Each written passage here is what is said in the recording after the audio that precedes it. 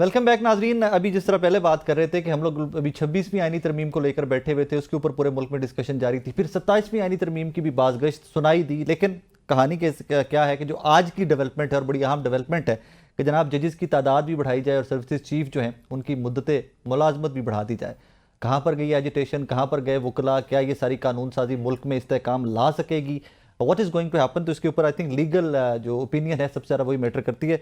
मेरे भाई भी हैं, रियासत अली आज़ाद साहब वकला रहनुमा हैं, मेरे पास स्टूडियो में मौजूद हैं, और जहांगीर जदून साहब सीनियर एडवोकेट हैं, वो भी हमें स्काइप पे ज्वाइन करेंगे, और मियाँ रऊफ़त साहब भी कुछ देर में हमें ज्वाइन करेंगे स्टूडियोज़ के अंदर।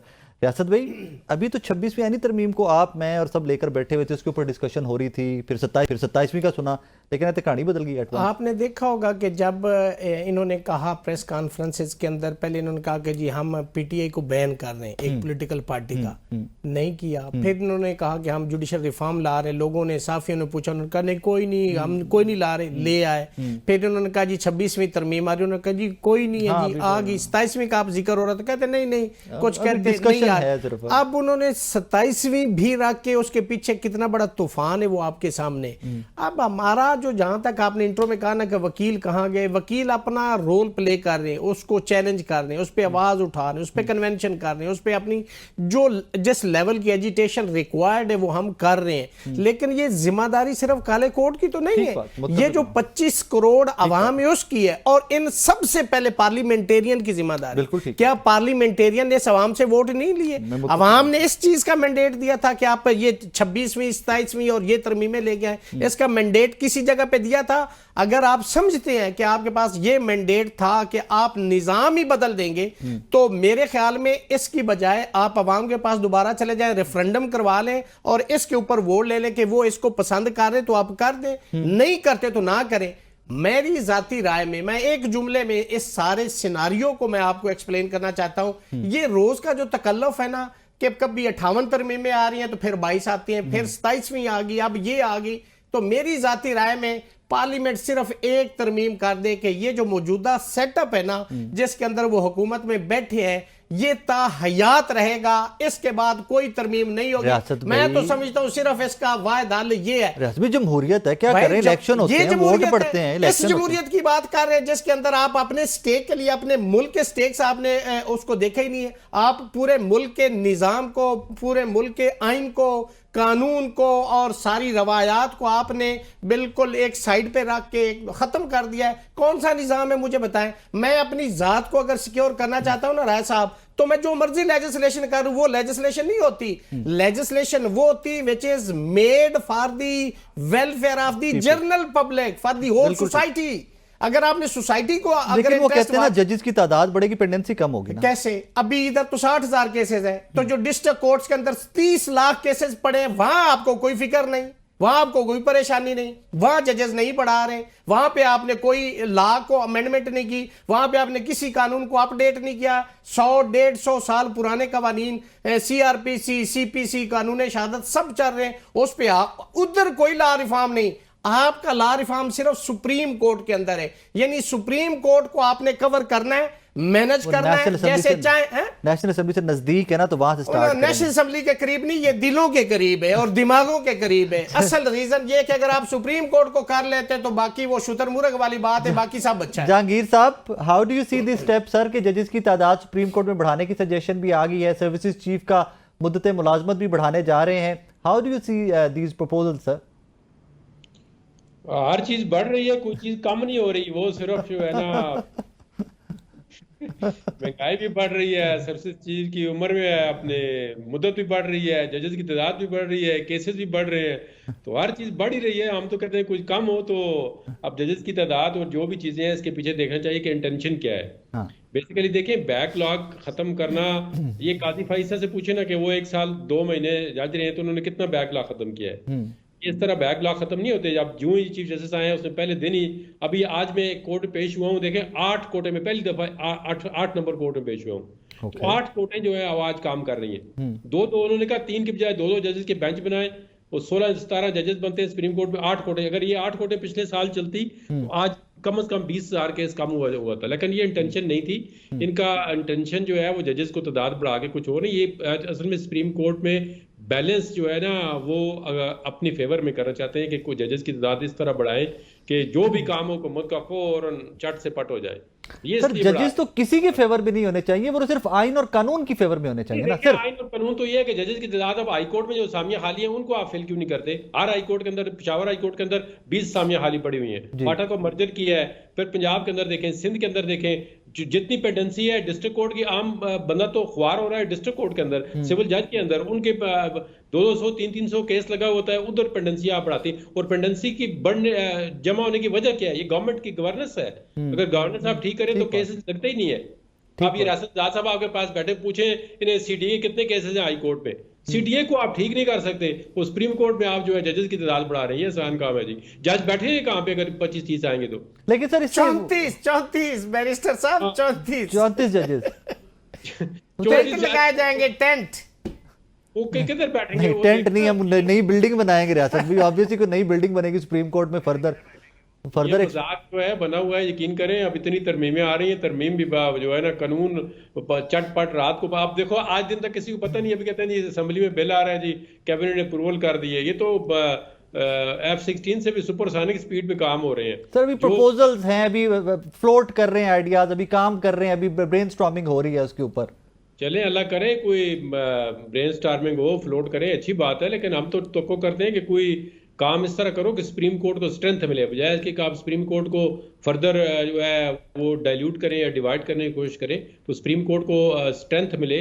तो अभी देखो कल जुडिशियल कमीशन का इजलास है, उसके बाद कुछ चीजों सर उससे एक दिन पहले जजेस की तादाद बढ़ाने का इंतजा दे देना, ये बड़ा मीनिंगफुल है। मैं उसी तरफ आ रहा था, आपने वो स्टार्ट कर दी रियासत भाई।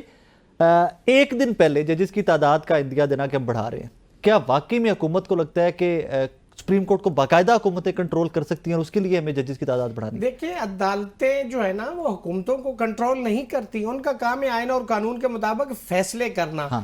क्या गारंटी है कि ये जजेस जो लेके आ रहे हैं उससे हुकूमत जो है वो कंफर्टेबल होगी, या फिर ये है मैलस कि अपने लोग लेके आना चाह रहे हैं और इसको मैनेज करना चाह रहे हैं। और दूसरा ये कि अगर आप वाकयातन मेरिट पे ला रहे हैं, आप देखें 17 जजेस का सुप्रीम कोर्ट का कितना बजट है, उसको अब आपने डबल करना है। क्या आपका गवर्नमेंट एक्सचेकर उसको बर्दाश्त कर सकता है?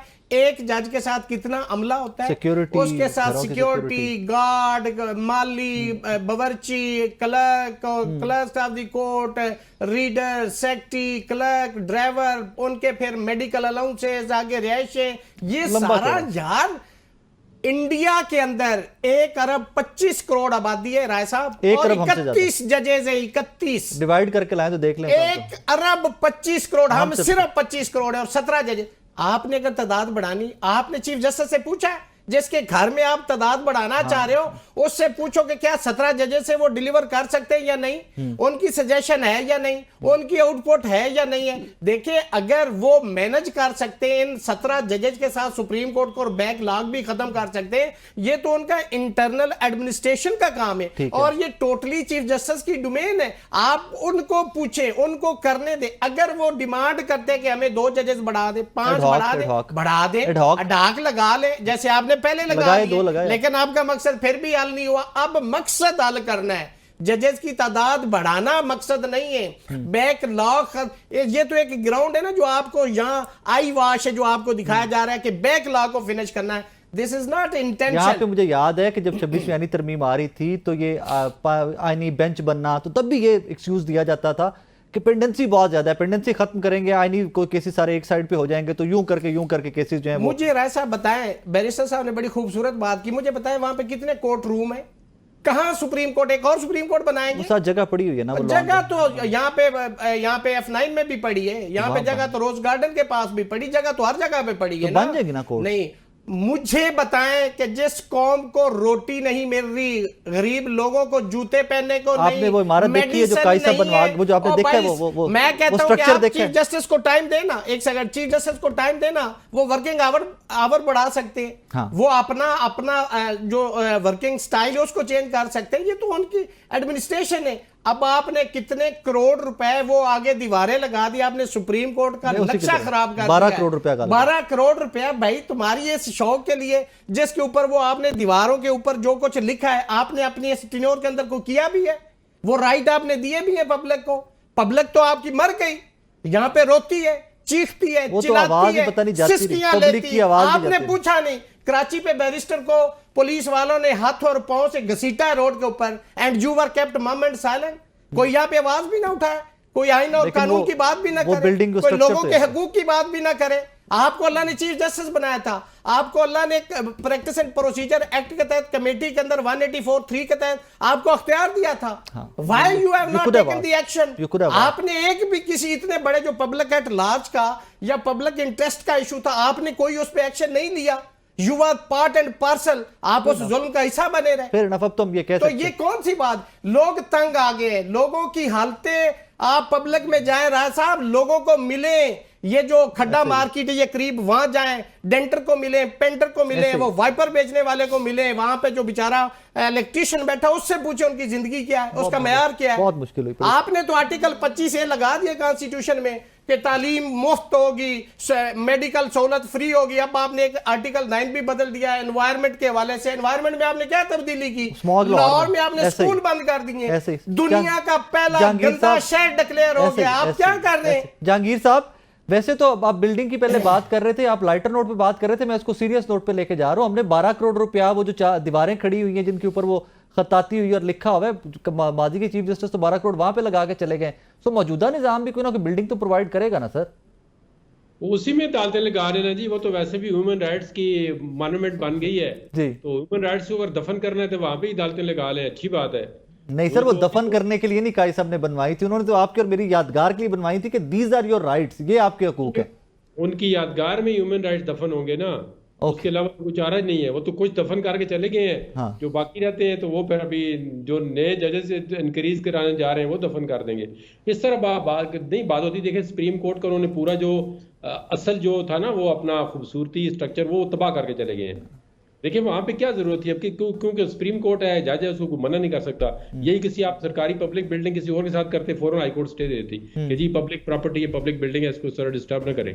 अब ये हमारा अलमिया है कि सुप्रीम कोर्ट इतनी खूबसूरत बनी हुई है, जिसने डिजाइन बनाया, उसको एक तरफ पूरी सुप्रीम कोर्ट को वो तबाह करके चले गए हैं। 12 करोड़ रुपया। अभी एक बंदे ने कोई इन्फॉर्मेशन मांगी है सुप्रीम कोर्ट जी से, ऐसे ही है। इसका मकसद क्या था, बिडिंग कैसी हुई है, किस लोगों ने पार्टिसिपेट किया, तो चीजें सामने आ जाएंगी कि इस तो फिर सर आपके जवाब तो मिल गया ना कि नए जजेस बैठेंगे कहाँ, फिर वो तो जवाब मिल गया हमें उसका। तो नहीं, देखें नई जजेस की अभी फिलहाल जरूरत नहीं है। और फिर सबसे बड़ी बात यह है कि आप सुप्रीम कोर्ट को ऑन बोर्ड लें। सुप्रीम कोर्ट के जो सीनियर चीफ जस्टिस हैं, बाकी को नहीं, चीफ जस्टिस को पूछेंगे कि आपको जजेस की तादाद बढ़ानी है तो आप क्या कहते हैं। तो फिर वो एज ए चीफ जस्टिस अपना इंफ्रास्ट्रक्चर देखेगा, जगह देखेगा, फिर इनको कहेगा। अगर बढ़ा भी देंगे, जुडिशियल कमीशन का वो इजलास ही नहीं बुलाएंगे, जजेस अपॉइंट ही नहीं होंगे, बढ़ाने दे बढ़ाते हैं। तो मियाँ साहब अस्सलाम वालेकुम, कैसे हैं आप? खैरियत से?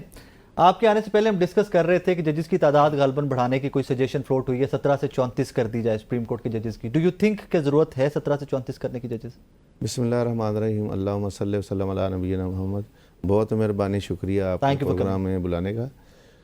मेरे ख्याल में जो मेरी अपनी ज़ाती राय उसमें है कि चूँकि सुप्रीम कोर्ट में केसेस जो ज़ेर अल्तवा बहुत ज़्यादा हैं, तो उसमें साइलिन को अगर फ़ायदा पहुंचता है और उनको स्पीडी ट्रायल मिलता है, तो अगर जजेस की माकूल तादाद बढ़ा ली जाए तो इसमें कोई बुरी बात नहीं है। लेकिन इसमें चीफ जस्टिस को ऑन बोर्ड लेना चाहिए, पहले डिस्कशन बिल्कुल इन लेना हाउस होनी चाहिए, वो हेड ऑफ द इंस्टीट्यूशन है, उनको लेना चाहिए, बिल्कुल उनसे मशावरत होनी चाहिए। सो क्या हम एक्सपेक्ट कर सकते हैं कि अगर आज जो भी कोई बिलिंग चिलिंग इस पे हो रही है वो पहले चीफ जस्टिस से डिस्कस की गई होगी? मैं तो चूँकि किसी चीज़ में बदनीति नहीं ढूंढूंगा।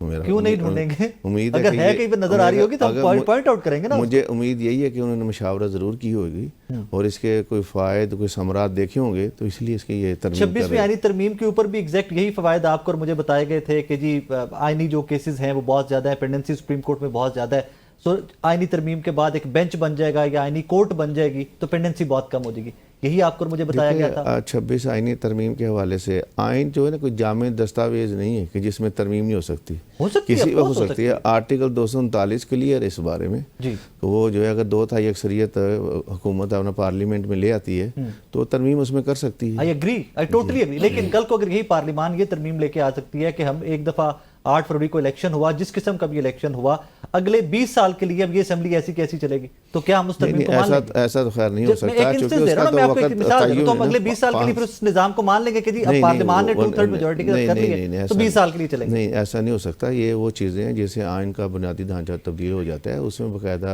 आइन असम्बली के तक मुद्दत का तयन है 5 साल।